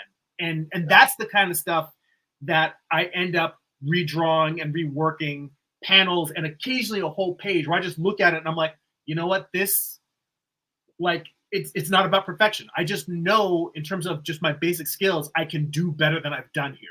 Yeah. And that's the thing so that leads me to a question. When you're doing a page, since you have that focus, do you find when you finish any particular page, for the most part, do you feel like when you're done, you're like, okay, whether it's perfect or not, you can let go, but you feel like you gave it your best effort? Do you usually walk away from most pages feeling that way? Yes, and I do think I think the tyranny of the deadline helps with that too. Mm-hmm. Whereas that deadline, as Friday night gets closer and closer and closer, and I know I want to be starting a new page Saturday morning, it makes you, it's like, it's not a great analogy, but it's almost like like a double dare shopping spree or something where it's like I gotta leave this all on the court, like, I mean, like where I'm running out of time and I need to bring this home, and like, so you really start like boom, boom, boom, like you start taking, I'm mixing my analogies here, but you start taking wild swings, where it's like big haymakers, where it's like, what's going to make and I do treat each page as, I think we all do, as a piece. I think it's something I was talking about with Josh Kemble. he did a video a few weeks ago about doing things in comics that only comics can do with your comics. Playing with time on the page in a way that what is something that's just unique to comics that you can't really do in a movie or a book or something else. Like, what are the argument being that the best examples of comic are the ones that lean into the things that only comics can do. And I proposed, because this is how I've always felt. Well, I said there's two things to me that are just uniquely comic that I try to keep in mind. I'm not an expert, but it's what I try to think about when I'm doing mine. One is something I referenced before, is like the whole page turn science. Like structuring your book so you're like the pacing, the actual physical experience of holding a book that opens this way, a picture book that opens this way, like thinking about how you need to structure your story around that physical experience of reading.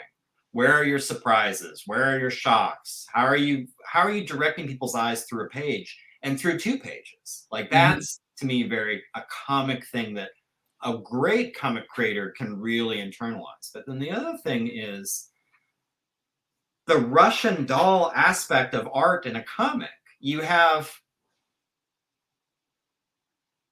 the art of an individual panel that I think needs to be able to work on its own. Each panel should, in a way, be like a small art piece. And so that needs to work. And then that needs to work juxtaposed with other panels on a page. Like that page needs to work. That is an art piece as well. And now your 2-page spread, that is an art piece as well. That needs to work. And then your overall arcing story, like the whole book, reading it beginning to end, that is a piece. To me, that's that Russian doll aspect of comics where it needs to work on all those levels. And that's something I'm always trying to do with each individual page, is not only is each panel good, but does this page look nice? Like when I look at this page, when I zoom out and just look at the page, does it feel balanced? Does just the simple graphic design problem of it, does the layout look nice? Does it is my eye being pulled in a spot, and is that good or bad? Like, do I not want, does it feel like a lot's going on right here in my eye? It's like a black hole. It's sucking my attention, to this section. Is that okay? Or maybe I did that intentionally, or maybe I didn't. And how do I balance that out? So I think that's,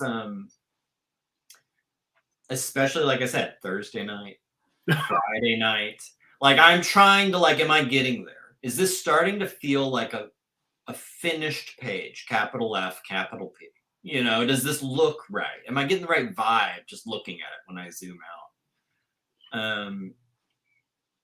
But I totally agree with you that it's all about, it's a metaphor I use all the time. You probably see it in my videos. Did I leave everything on the field? Did I leave everything on the court? I had this much time, and all my limitations, time limitations, ability limitations, limitations of my mediums, whatever it is, within all those restraints, did I just do everything I could? And I need to be able to comfortably say yes. I need to say yeah, given what I had, I did the best I could today, this week. Yeah. I know for that, and that's the thing. As much as we strive for that, I can definitely tell you that even with that, there are times when I will make compromises. Amar wouldn't believe this, but believe it or not, there are times when I've just said, okay, enough. The page tells the story it needs to tell. So I try to leave it all on the field, and sometimes I leave it all on the field, and the page will look at me like, not today. Yeah. And sometimes you can leave it all on the field and it's a loss. That can happen. Gotta take that L. Well, I've kept you for about 90 minutes here. As we wrap up, and I don't want you to feel like you have to rush an answer. I just feel we can kind of gradually have the last thing to taper off. So if we talk for another 20 minutes about it, it's fine. Or if we just wrap it up. But one thing that I heard on your recent streams was your switch to working to digital, and to frame where I'm coming at. My overall question is just, how you arrived at that and how the process feels for you. But the framework is just in contrast to my experience. I finished Morningstar. All of it is traditionally inked because that's the way I started it. That's how I wanted to finish the whole series. But I went through a period where I was doing my layouts on a light box, but that bothered my eyes because I would flip the pages to adjust, make corrections. I switched to drawing on vellum because that way I could print out my lettering on vellum, and it's durable as copy paper, but thin enough to see through. So I would just be using just vellum sitting on paper, and I would draw in red pencil my rough layouts, flip it and do corrections in graphite on the back. And that's what I would scan in, touch up, and enlarge, turn to blue line, and print out on Bristol. Now, I was doing that, and I was fortunate somebody sold me a used iPad Pro. So I had a larger device to draw on. And in doing that, I switched to doing my layouts for the last 2 issues on the iPad Pro.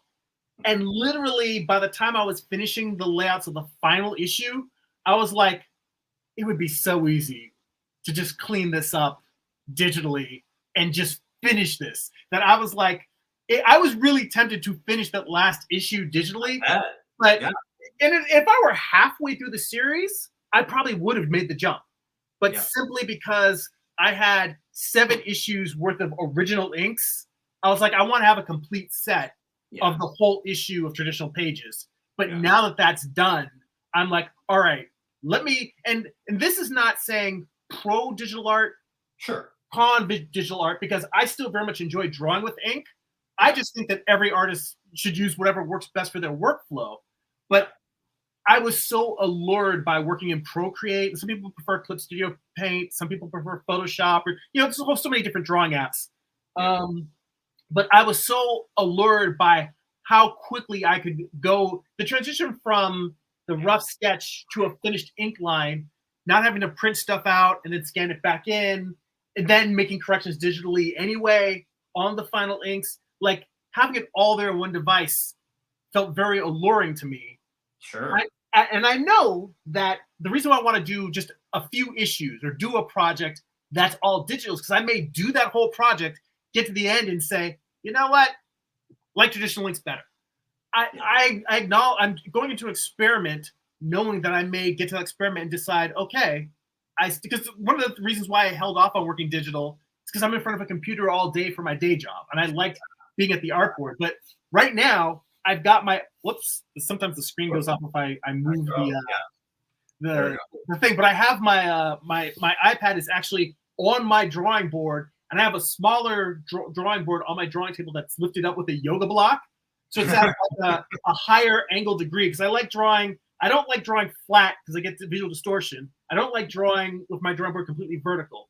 And my drawing table is not quite as high of an angle. Even when I was working in inks, I would have a drawing board in my lap, propped up against my drawing table, angled up just a little bit higher than the drawing board, so I could be at the angle that just felt perfect for me organically. So all of that preamble to say, what is your journey from working traditional to working digital? Because I think you used to letter traditionally as well, right? I still do sometimes. It just depends. So that's a fun question. So I am. It's an interesting journey. First of all, I'm not dogmatic about either. There's some people out there who have a very strong feeling one way or the other. To me, it's very much tools in a toolbox. Like you pick the tool for the job and for the needs of your project, and it doesn't really matter. Like I meet a lot of people who, they're way like, oh, I just prefer traditional. I love traditional so much. Digital is blah. And then I see a lot of people who are very dogmatic about no, digital is crazy. Like, you're sitting there with bear skins and stone knives trying to make, no, just come on, get on the digital train. You'll be able to do awesome things. So for my journey, I am old enough where the vast majority of my art life has been traditional. I'm going to be turning 48 in a few months, It And looked great. oh, stop. No, continue. Go on. Look, it's a low res camera. But anyway, so I can freely admit. So in college, I went all through high school. There was no such thing really as digital art. And once I got into college, we would start to hear in the studio art classes whispers of desktop publishing. That was originally, I don't know if people remember, older people remember, that's what it was. It was kind of like more of a digital workflow. And we, myself included, just poo-pooed, beginning to like, this garbage, and these people who aren't even artists are like now like thinking they can do this, and it looks weird, and blah blah blah blah blah. I wanted nothing to do with it. I long felt it's not art if you don't have to wash your hands afterward. Art to me is a studio art class experience. It's a big basin sink, and it's the smell of charcoal and turpentine, and it's brushes, and it's sitting on the little art easels, and it's having a life model. It's like the traditional experience, paper towels and wiping up a spill. And like, this is art. And I was romantic about it. I still am. And I still miss it desperately. Like, one of the most frustrating things of COVID was I had just signed up for a life drawing class, because every few years I like to go and break up a charcoal and draw a live nude. Like, I want that classic experience. And it was a thing where I feel like I got to cancel this class because I don't want to sit in a room full of people. Yeah. So that was most of my life. And even some of my first art gigs as a freelancer, little jobs I would take. The first company I worked for, where they needed a training manual illustrated, and I waved my arms around. I was like, you don't have to hire someone. Like, I can do that for you, and so that's how I started, basically down the art path, professionally. I was doing that all old school. I was drawing it with either brush tips or microns or whatever, and scanning stuff in. And and people will remember this. Like, if I had to lay out a page for a training manual, I would be scanning in some work, resizing it, cutting it out, taping it into a book with like the typed stuff, and making a copy of that, so it looked like it was all one, like that. It was old school. Yeah. Amar mentioned in the chat, like the classic years of paste up. Yes, exactly. Yeah, I feel Amar, like, he's relating to everything. I feel like we're saying. He's by the way, a quick shout out, happy birthday, Amar. He said he turned 53 on the 16th. So it's happy birthday, man. Glad to hear it. Hope you had fun. Yeah, so he remembers all of it. He knows how. Yeah, he's in our gear. Yeah, exactly. So it was only, I would say, about 15 years ago or so, where I felt I was working as a freelancer, and I felt like I was not competitive, because there were people who were doing things digitally that could do them 5 times faster than I could. They're doing things digitally that 5 times faster than I could traditionally.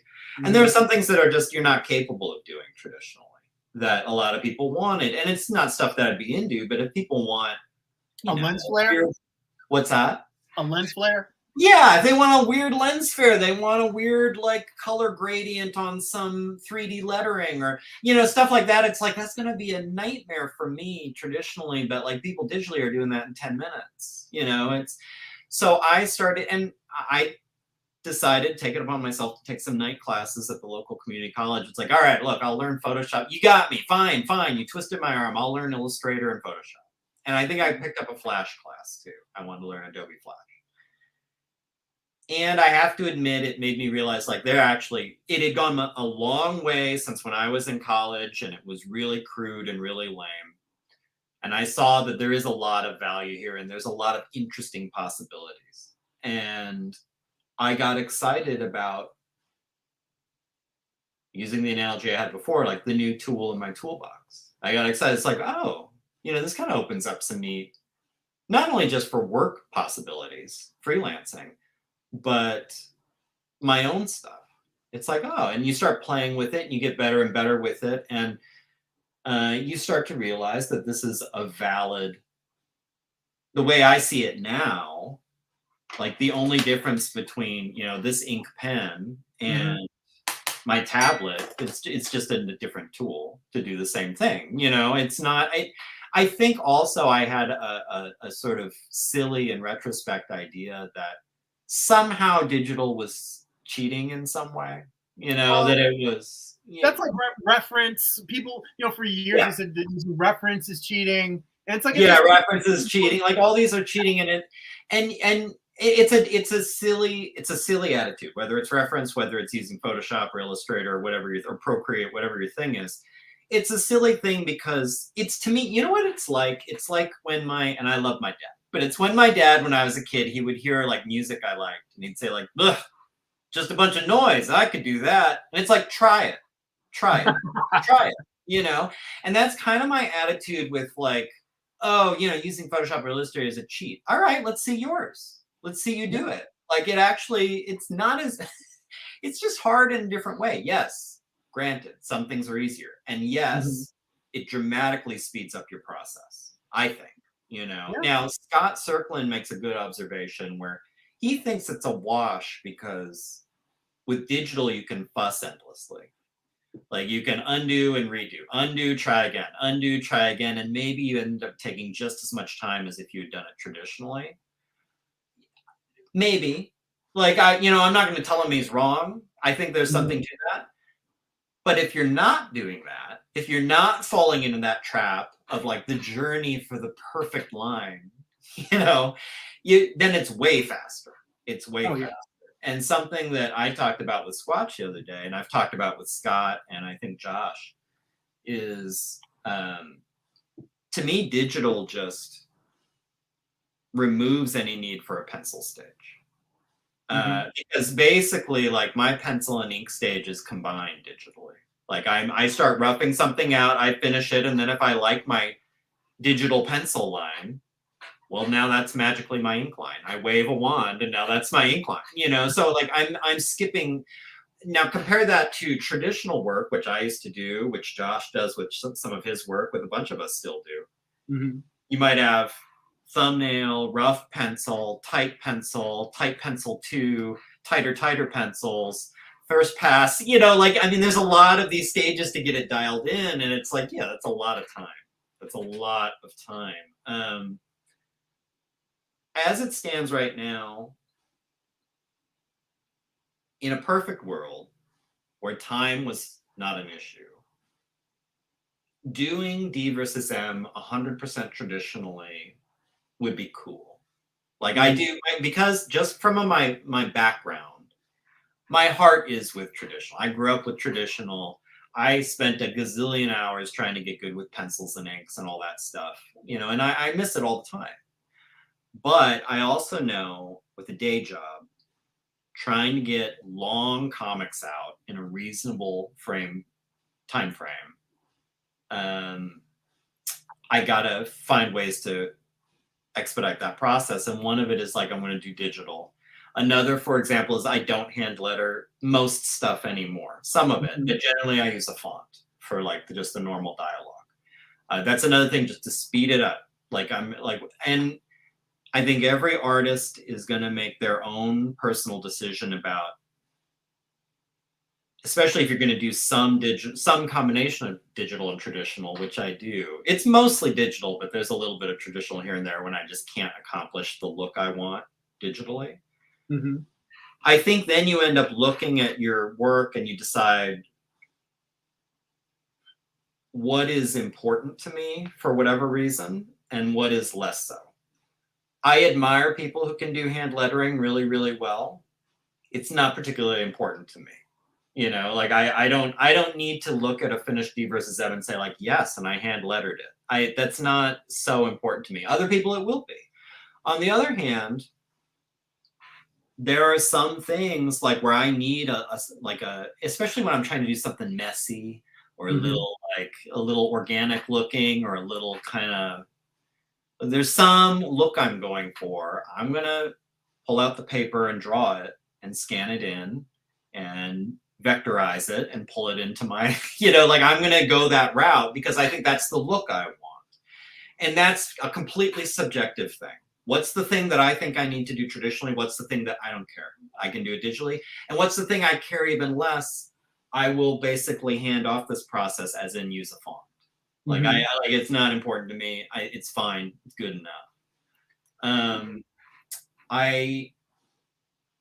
The last thought I would have, it's something I talked about in the context of, if you go back to my 97 videos, I do a video on using reference, which is another thing where some people out there, I think people who kind of don't know what they're talking about will say it's cheating, they'll have some problem with using reference, where the fact of the matter is all the greatest artists in history had a live model standing in their studio, had a vista in front of them they were working from, like they were using reference. And I've long kind of quipped, the only person who doesn't need to use, who's not using reference in their workflow, is someone who would really benefit from using reference. Like, I'm sorry. I mean, you can just tell the difference. And I know you're someone who uses reference and you know what I mean. And like, we both can draw. We both don't need it, but we also know there's a distinct difference. If I freehand someone and if I am working from reference on someone, there are small, subtle details I couldn't even pick out that really lend something if you're going from reference. You see these little things that your brain is not going to conjure up, and it just makes it pop. There's something special about it if you were looking at something at the time. I'm not saying trace. I'm certainly not saying trace other people's work. Don't steal. Don't steal. But but lean on reference. Reference is great. We need to normalize reference. But anyway, I did a video about reference. Exactly what I'm doing today. My friend Kevin's going to come over and he's going to pretend to be an alien. He's going to hold a fake ray gun. He's going to be doing different things. And I'm going to take pictures and it'll be a starting point for me drawing aliens in DVSM 1979. I think, while like you, I love sharing process with other creatives. Like I love to compare notes because what's interesting about it to me is it's so different. Everyone has a slightly different way they're going about it. And I love it all. I love to hear other people's even when I hear someone's process, like that's bananas. That would never work for me ever. That sounds crazy to me. I still kind of love it. I kind of love hearing it. I love to hear the diversity in our approaches. That said, I do think, and it comes up with like digital versus traditional, comes up with reference. We can get a little lost in the process talk, where at the end of the day, I'm most interested in what Jerry Seinfeld said in Comedians in Cars Getting Coffee, and I shared the clip of it in this video I'm talking about. To the island.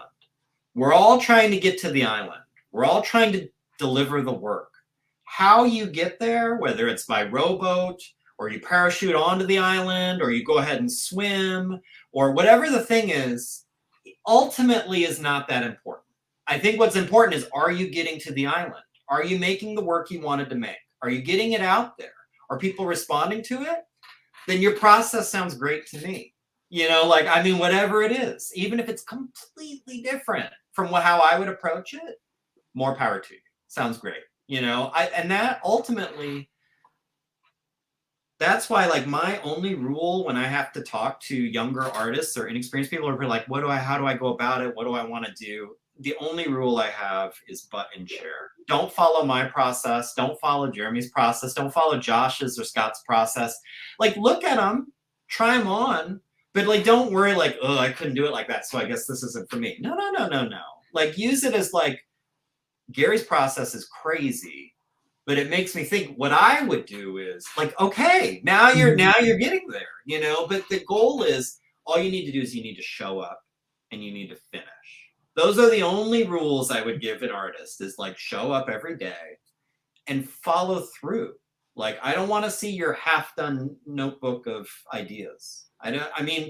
That's great, and I hope this doesn't come off wrong, but it's like, there's lots of that out there. I want to see your finished thing. Like I want to see you follow through. And it doesn't have to be the best thing I've ever seen. It doesn't have to be the best drawn or the best written. It needs to be something that's personal to you that you followed through and you made. And like, I'm excited about that. I'm excited to see a piece of art by a real creator, So then that's where it's like process, how you went about it. What's it about? Is it the best drawing I've ever seen? Is it the most amazing writing? Less important. Less important. Like, you did it. You followed through. Good for you. Like, now you're in the club. That's my club. Yes. My club is us like going out there, tilting at windmills. Like, I want to make a thing. Like now you're in the club. That's the only barrier of entry, as far as I'm concerned. Yeah, and I mean, and to first off, that's a beautiful sentiment that I 110% support and agree with. Because I mean, for me, a lot of the stuff I've learned is by sampling from other people's processes, and in the end, it's like I might take a little bit of a tip I heard Kirby mention here in an interview with a tip from one of my other indie buddies over here to something I heard from a figure drawing instructor to like something I heard from like an image creator. Just grab pieces and just slot them in. And it's not slotting them in like this is the process. I mean, for me, the process continues to evolve. And I think that if an artist, like, I'm sure there's some artists who've been around for years who they have their process down and they're not switching their tools up. Like when you hear about the guy who goes out and buys like 200 nibs because the company stopped making them. Right. You never have nibs before you die. You've got cases. I get that. I get it. Yeah. And I also get the person who is trying out every new app that comes up and has a new workflow every 2 years. It's a spectrum, and the only way to know what's going to work for you is to get in there, get your hands dirty, and make some shit. Like what you're talking about, you got to get in there and do it. My biggest thing is telling people, if you wait until this is the best art advice I ever got was given me by my very first drawing instructor my freshman year. And he said, if you wait until you're as good as you want to be to make something, you'll never make anything. Never start.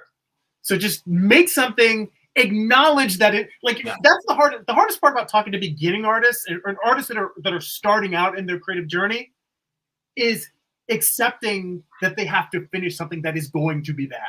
Yeah. Because they want to work hard and make their first work, at least if it's like, oh, it's not that bad. I'm like, nah. I mean, Eye of the Gods is the first graphic novel that I self-published.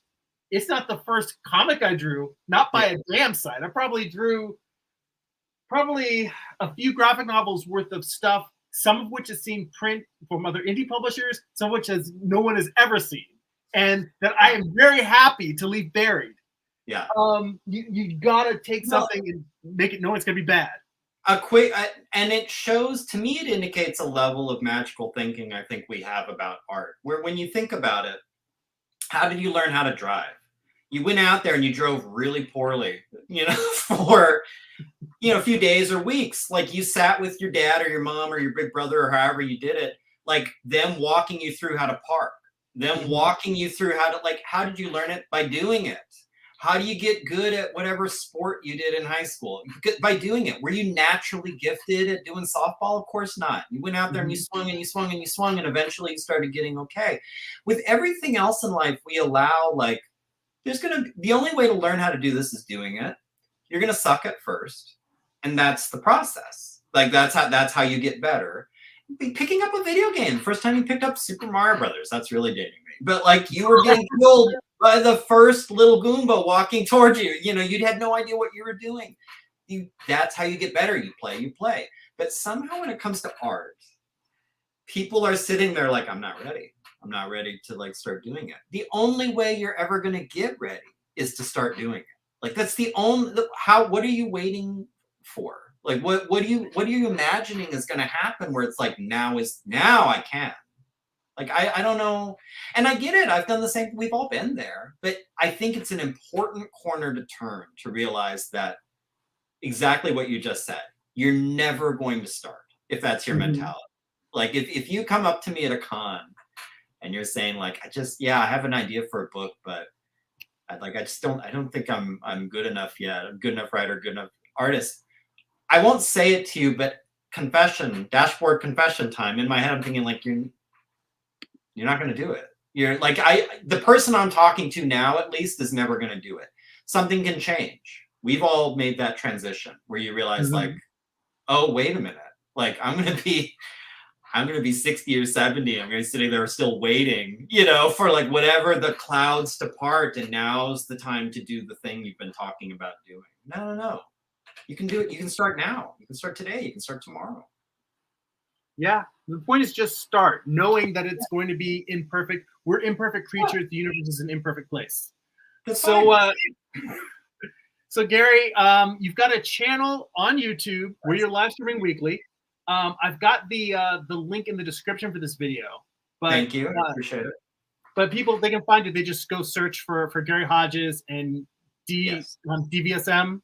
DVSM on Instagram it's Dinosaurs versus MARSBOTS. Dinosaurs, right there. Yeah, that one I could get in time. The other one I'm like, all right, continue. Well, and then YouTube, it's my name, Gary Hodges, and you'll know you found me because my icon is like a little cartoony Tyrannosaur eating an alien. So that's not a lot of those out there. And then those two will get you anywhere else. If you go to the links, like in any of those places, you'll find everything else with me. I do have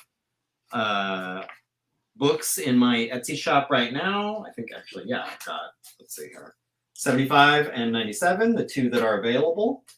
And then as I've talked about today, working hard on 79, which is due to be out. I haven't committed to a specific date yet, but early next year. So it's getting there. But. All right. Well, I'm looking forward to seeing it. And I really enjoyed this conversation, Gary. It was really fun. I did too. I'm so glad we finally did this because I've admired you for a long time from afar. So it's you as well. And I mean, just when you know that you can get into an interesting conversation, about your type of person, just from listening to your conversations, you can talk on a wide variety of topics. And I'm somebody who I just like to chime in and I like to throw out interesting questions. I just throw the shots here and there, and then just let you field it and go for free range. Perfect setup then. Yeah, exactly. Yeah, no, I do. I'm rarely at a loss for words, for good or bad. But yeah, I definitely think it's for the best here. So for everyone else watching, if you're a Patreon subscriber, we have an art book study group coming up this Tuesday. So again, if you like these talks, Art Book Study Group is a 2.5, 3-hour long live stream. We just dig into some of the best art books around. We're back on continuing our series on Walt Reed's The Figure. So we'll be digging into that, and that'll be 7:30 p.m. Pacific Standard Time for anyone. And if you're not a Patreon subscriber, a little over $2 a month gets you in. We've got hundreds of hours of previous Art Book Study Groups for you to watch the whole backlog of an archive there, so you can get caught up to where we're at now. You can also read my comic books online on a digital archive.